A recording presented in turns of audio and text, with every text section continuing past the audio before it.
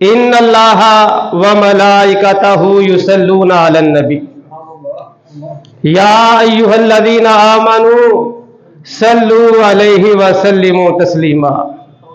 بے شک اللہ اور اس کے فرشتے نبی پر درود بھیجتے ہیں۔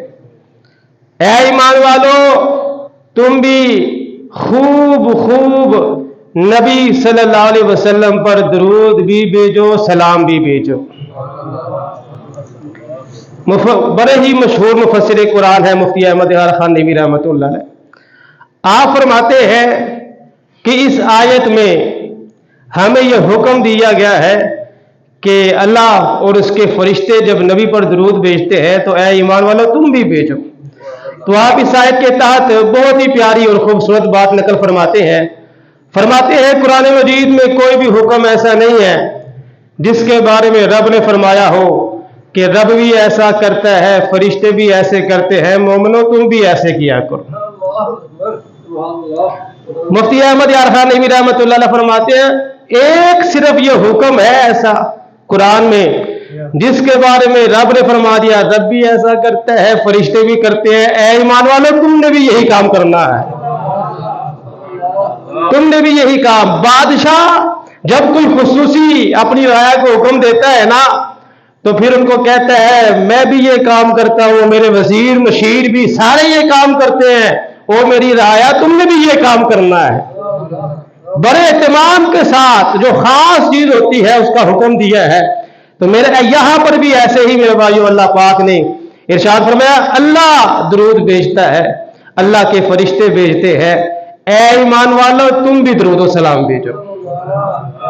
شکر کریں یہ قرآن میں آیت موجود ہے، وگرنہ منکروں نے کہہ دینا تھا کیوں درود پڑھتے ہو، کیوں سلام پڑھتے ہو، کیوں اذان سے پہلے درود پڑھتے ہو، کیوں اذان کے بعد درود پڑھتے ہو، کیوں تکبیر سے پہلے درود پڑھتے ہو، کیوں تم فلاں موقع پر کھڑے ہو کے پڑھتے ہو، فلاں موقع پر بیٹھ کے پڑھتے ہو۔ منکروں نے اعتراضات کی لائنیں لگا دینی تھی، اللہ نے فرما دیا ہے ان اللہ و ملائکتہ یصلون علی النبی، اے ایمان والو جب اللہ اس کے فرشتے درود بھیجتے ہیں تو تم بھی درود و سلام بھیجو۔ یہاں وقت نہیں بتایا گیا اذان سے پہلے پڑھنا ہے کہ نہیں پڑھنا، اذان کے بعد پڑھنا ہے کہ نہیں پڑھنا، بس کام کیا کرنا ہے میرے محبوب پر درود و سلام بھیجنا ہے۔ قرآن کی یہ آیت ہے میرے بھائیو، اس کو سمجھے، اس کی اہمیت کو سمجھے کہ یہ کتنا بڑا رب کا فرمان ہے، اور ہم کتنے ہی بدنصیب ہوں گے اگر ہم نے درود پاک پڑھنے کی اپنی روٹین نہ بنائی، کتنے ہی ہم بدقسمت ہوں گے کہ قرآن کی یہ آیت سن کر بھی ہمارا درود پاک پڑھنے کا معمول نہ بنا۔ اسی آیت کی تفسیر میں بہت ہی پیارا نقطہ مفتی احمد یار خان نیمی رحمۃ اللہ علیہ فرماتے ہیں اللہ پاک نے یہ جو آیت نازل فرمائی ہے نا اس میں مومنوں کو درود و سلام پڑھنے کا حکم دیا ہے، اور بتایا ہے کہ اے مومنوں تم یہ نہ سمجھنا کہ تمہارا جو درود ہے اس کے پڑھنے کے لیے میرا محبوب تمہارا محتاج ہے۔ تمہارے دل میں یہ خیال نہیں آنا چاہیے کہ تمہارے درود کی میرے محبوب کو ضرورت ہے، کیونکہ تم تو کل کے پیدائش ہو، تمہارا درود تو ابھی کل کا ہے۔ محبوب پر، رب کے محبوب پر اللہ کی رحمتیں تو اس وقت سے نازل ہو رہی ہیں جب کل بھی نہیں تھا، جب وقت تب جب کہاں وہاں جب کچھ بھی نہیں تھا نا تب بھی اللہ کی رحمتیں اپنے محبوب پر موسلا دار بارش کی طرح برس رہی تھی۔ فرمایا تمہارے دل میں یہ خیال نہیں آنا چاہیے کہ حضور تمہارے درود کے محتاج ہے، بلکہ ہم نے تمہیں حکم اس لیے دیا ہے کہ تم درود پڑھو گے تمہارا بھلا ہو جائے گا، تم درود پڑھو گے تمہارا بھلا ہو جائے گا، وگرنہ سرکار پر درود تو سرکار کا رب بھیج رہا ہے، فرشتے بھیج رہے ہیں، وہاں پر تو رحمتیں نازل ہو ہی رہی ہے، جب تم درود پڑھو گے تمہارا بھی بھلا ہو جائے گا۔ تو میرے بھائیو درود شریف پڑھنے سے ثواب بھی بہت زیادہ ملتا ہے، حدیثیں آپ سنتے رہتے ہیں، بہت زیادہ درود شریف پڑھنے والے کو ثواب ملتا ہے، بہت زیادہ۔ اس وجہ سے بھی ہمیں چاہیے کہ ہم درود پاک پڑھا کریں، اس وجہ سے بھی ہمیں چاہیے کہ ہم درود پاک پڑھا کریں۔ اور دوسری وجہ یہ ہے کہ ہمارے پیارے آقا صلی اللہ علیہ وسلم کے ہم پر بہت زیادہ احسانات ہیں، ये दुनिया बनी है सरकार के सदके में, आसमान बना है सरकार के सदके में, कायनात बनी है सरकार के सदके में। वो जो ना थे तो कुछ ना था, वो जो ना हो तो कुछ ना हो, जान है वो जहान की, जान है तो जहान है। सब कुछ सरकार के सदके में बना है ना। जमीनो जमा तुम्हारे लिए, मकीनो मकान बदन में है जा, हम आए यहां। तो ये सब कुछ जब सरकार के लिए है तो सरकार के हम पर बहुत ज्यादा एहसानात है। तो उलमा कहते हैं जब इतने ज्यादा एहसानात हैं तो फिर हमें भी चाहिए कि हम सरकार का कुछ शुक्राना ही अदा कर दें, सरकार का कुछ शुक्राना ही अदा कर दें। जब इतने ज्यादा सरकार के हम पर एहसानात है, वो शुक्राना क्या है? वो है दुरूद पाक पढ़ना। हम इन एहसानात का बदला नहीं चुका सकते, लेकिन दरूद पढ़कर हम थोड़ा बहुत शुक्राना तो अदा कर सकते हैं ना सरकार का। तो मेरे भाइयों, दुरूद शरीफ पढ़ने के इतने फायदे हैं। और एक हुक्म इस वजह से भी दुरूद शरीफ पढ़ने का दिया गया है, आसमानों पर तो हर वक्त जिक्र मुस्तफा होता रहता है। इस आयत पे पूरा कलाम हुआ है, मुफस्सिरीन ने एक एक नुक्ते पे बात की है कि दुरूद पाक पढ़ने का हुक्म क्यों दिया गया है। एक इसका जवाब ये भी दिया उलमाए कराम ने कि आसमानों पर तो हर वक्त जिक्र मुस्तफा होता है। अल्लाह ने दुरूद पढ़ने का हुक्म इसलिए दिया है ताकि जमीन पर भी हर वक्त जिक्र मुस्तफा होता रहे। जरा बुलंद आवाज से कह दे सुभान अल्लाह। दुरूद पाक पढ़ना, दुरूद पाक का जिक्र करना मेरे भाइयों, अल्लाह पाक को ये काम बड़ा ही पसंद है। और ऐसा पसंद है अल्लाह खुद भी फरमाता है, अल्लाह के फरिश्ते भी फरमाते हैं। तो ऐ ईमान वालों, हो दाता नगर वालों, हो बदामी बाग वालों, हम बड़े बदनसीब होंगे अगर हम दुरूद पाक ना पढ़े, बड़े बदनसीब होंगे। मैं फिर कह रहा हूं, यकीन करें ऐसे आशिकान रसूल भी मौजूद हैं जो रोजाना हजारों की तादाद में पढ़ते हैं, लेकिन मैं उनको कह रहा हूं जो अभी तक शुरू ही नहीं हुए, जिन्होंने अभी तक अपने खाने पीने की रूटीन के साथ साथ इस रूटीन को अपनी जिंदगी में शामिल ही नहीं किया। मैं उनसे ये कह रहा हूं कि आज मौका है, आज मौका है सरकार पर दुरूद पढ़ने का। आज ले उनकी पनाह, आज मदद मांग उनसे, फिर ना मानेंगे क़यामत में अगर मान गया। तो आज हमारे पास अभी जिंदगी के कुछ लम्हे बाकी है, तो हमें चाहिए कि हम आज से ही सरकार पर दुरूद सलाम पढ़ना शुरू कर दें। जिंदगी में एक मर्तबा तो दुरूद सलाम पढ़ना फर्ज है। इसी आयत के तहत उलमा ने लिखा है, एक मर्तबा तो दुरूद शरीफ पढ़ना जिंदगी में यह फर्ज है। और जिस मजलिस में हुजूर का जिक्र हो रहा हो, जिक्र करने वाला हो या जिक्र सुनने वाला हो, सरकार का नाम सुन लिया फिर भी दुरूद पढ़ना वाजिब हो जाता है। तो नबी पाक सल्लल्लाहु अलैहि वसल्लम का जिस महफिल में जिक्र हो मेरे भाइयों, जब सरकार का नाम सुने फिर दुरूद पाक पढ़ना शुरू कर दे। हर दुख की दवा है सल्ले अला मुहम्मद, हर दुख की दवा है सल्ले अला मुहम्मद। हमें चाहिए कि हम अपनी जबानों पर यह वजीफा जारी रखें, और जो नहीं पढ़ता दुरूद पाक उसके लिए तो बड़ा ही सख्त वबाल है, क्योंकि यह शबान का महीना है। और शबान का महीना जो है इसको इमाम हुसैन के साथ भी निस्बत है। विलादत इमाम हुसैन का यह महीना है शबान का महीना। और इमाम हुसैन पता क्या फरमाते हैं? इमाम हुसैन फरमाते हैं जो बंदा नबी पाक सल्लल्लाहु अलैहि वसल्लम का जिक्र सुनकर दुरूद नहीं पढ़ता वो बड़ा कंजूस आदमी है, वो बड़ा कंजूस आदमी है, बड़ा बखील आदमी है। जो नबी पाक सल्लल्लाहु अलैहि वसल्लम का जिक्र तो उसने सुन लिया, उसने दुरूद ना पढ़ा सरकार। इमाम हुसैन, इमाम अली मुकाम, सैयदुल शुहदा इमाम हुसैन का यह फरमान है, जिनके बारे में सरकार ने फरमाया हुसैन मिन्नी व अना मिनल हुसैन। फरमाया हुसैन मेरा ते मैं हुसैन दा। जरा बुलंद आवाज से कह दे सुभान अल्लाह। आओ दर ज़हरा पर फैलाए हुए दामन है, नस्ल करीमों की लजपाल घराना है। तो सरकार का ये घराना है, इमाम हुसैन की विलादत का ये महीना है। तो दुरूद शरीफ के बारे में इमाम हुसैन ने भी यही फरमाया है कि जिस बंदे के बारे में सरकार का जिक्र हुआ, जिस बंदे के सामने जिक्र हुआ सरकार का, और उसने दुरूद ना पढ़ा तो समझ ले वो बंदा बड़ा कंजूस बनता है। वो बंदा कंजूस आदमी है, बखील आदमी है कि उसके सामने नबियों के सरदार का जिक्र हुआ है और उसने दुरूद ही नहीं पढ़ा। تو میرے بھائیوں اپنی یہ عادت بنائے درود شریف پڑھنے کی، نہیں پڑھیں گے تو بڑا نقصان ہو جائے گا۔ سرکار نے فرمایا جو بندہ مجھ پر درود پڑھنا بھول گیا وہ جنت کا راستہ بھول گیا۔ ہر بندہ یہ چاہتا ہے مجھے جنت مل جائے، ہر بندہ دعائیں مانگتا ہے جنت الفردوس میں اعلیٰ مقام مل جائے۔ سرکار نے فرمایا جو مجھ پر درود پڑھنا بھول گیا وہ جنت کا راستہ ہی بھول گیا۔ اگر ہم جنت کا راستہ یاد رکھنا چاہتے ہیں تو ہمیں چاہیے ہم اپنی زندگی میں درود پاک کو شامل کر لیں، اور کتنا شامل کریں۔ ایک صحابی ہے اور ورز کرتے ہیں یا رسول اللہ صلی اللہ علیہ وسلم میں نے ورد وظیفوں کے لیے ٹائم رکھا ہوا ہے، میرا دل کرتا ہے میں اس ٹائم میں جو اور وظیفے کرتا ہوں ان کے ساتھ آپ پر درود و سلام بھی پڑھا کروں۔ یا رسول اللہ صلی اللہ علیہ وسلم مجھے اتنا ارشاد فرما دے میں کتنا وقت رکھوں درود پاک پڑھنے کے لیے؟ ابھی تو میں نے 1/3 وقت رکھا ہے، کیا یہ بہتر ہے؟ سرکار نے فرمایا بہتر ہے، اچھی بات ہے، تم درود سلام پڑھنے کے لیے تم نے 1/3 وقت رکھا ہے۔ فرمایا میرے پیارے صحابی اگر تم چاہتے ہو کہ اس سے زیادہ بھی اللہ کی رحمتیں تم پر نازل ہو تو اور ٹائم بڑھا دو درود پاک پڑھنے کا۔ پھر وہ عرض کرنے لگے یا رسول اللہ صلی اللہ علیہ وسلم میں آدھا ٹائم آپ پہ درود و سلام پڑھ لیا کروں گا۔ سرکار نے فرمایا بڑا اچھی بات ہے لیکن وقت اور زیادہ کر دو تو اور اچھی بات ہے۔ بات کو سمجھے ذرا، بات کو سمجھے میرے بھائیوں، سرکار خود چاہتے ہیں کہ میرا امتی مجھ پر درود ہی پڑھتا رہے، درود و سلام ہی پڑھتا رہے، ہمارے آقا خود چاہتے ہیں۔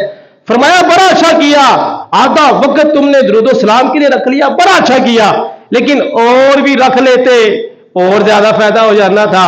وہ بھی صحابی تھے، صحابہ وہ صحابہ جن کی ہر صبح عید ہوتی تھی، خدا کا قرب حاصل تھا، نبی کی دید ہوتی تھی۔ صحابی تھے وہ، انہوں نے عرض کی یا رسول اللہ صلی اللہ علیہ وسلم میں تو سارا وقت ہی درود و سلام ہی پڑھتا رہوں گا۔ سرکار نے فرمایا اچھا اگر تم سارا وقت درود و سلام پڑھتے رہو گے نا تو سن لو اللہ رب العزت تمہاری دنیا کی بھی آخرت کی بھی ساری فکروں کو دور فرما دے گا۔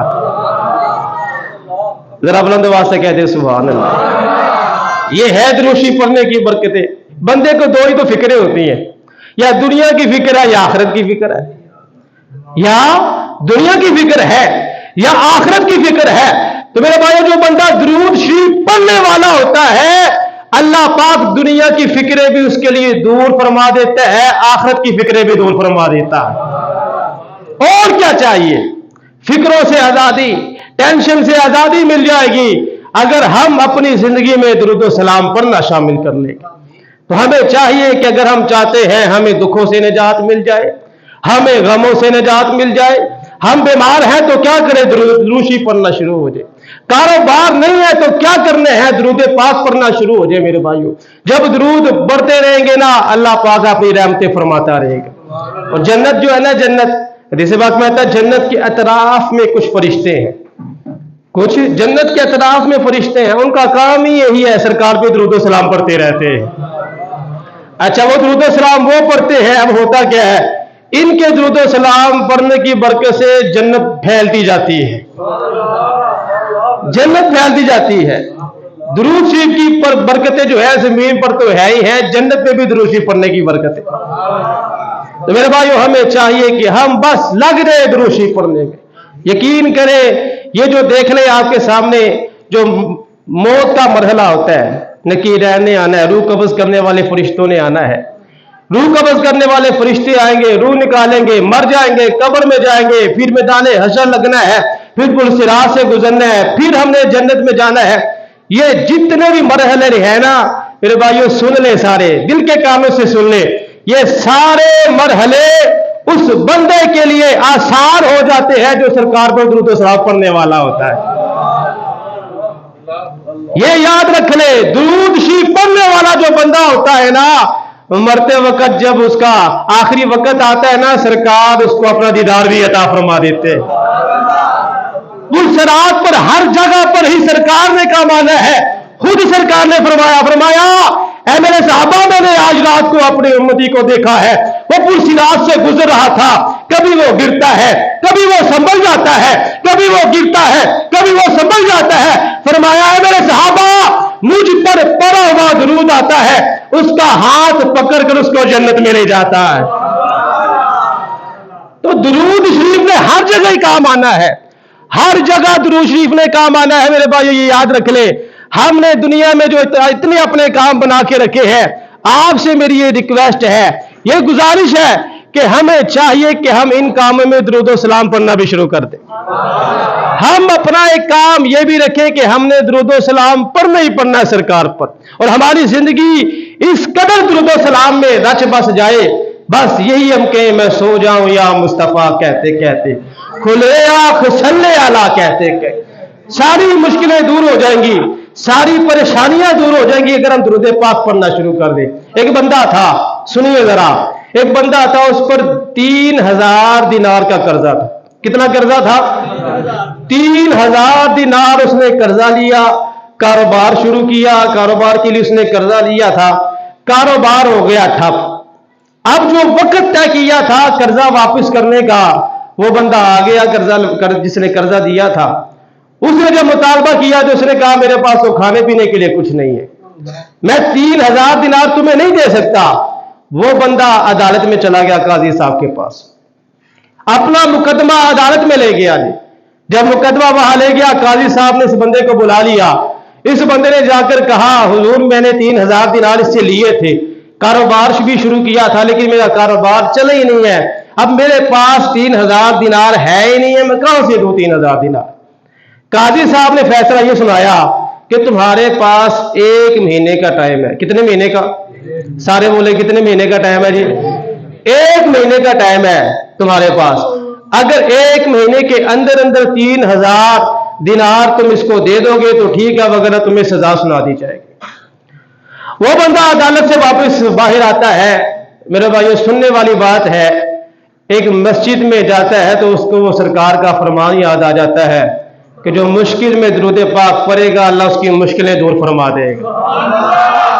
जरा बुलंद आवाज से कहें सुभान अल्लाह। मोमिनो पढ़ते रहो तुम अपने आका पर दुरूद, मोमिनो पढ़ते रहो तुम अपने आका पर दुरूद, है फरिश्तों का वजीफा अस्सलातु वस्सलाम।